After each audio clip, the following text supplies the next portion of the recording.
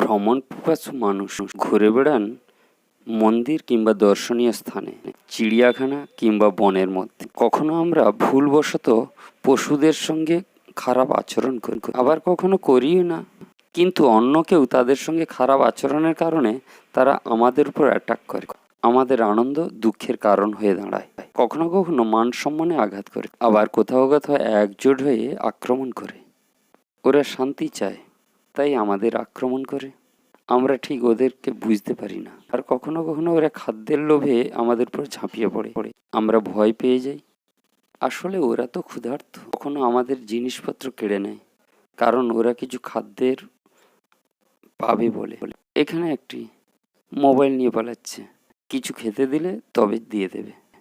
ওরা ক্ষুধার্ত। আবার কেউ তার বাচ্চাকে ছাড়তে চায় না। এনার ক্ষেত্রে তো লজ্জার সীমা অতিক্রম করে যাচ্ছে। শুন, ওদের সঙ্গে ভালো ব্যবহার করি,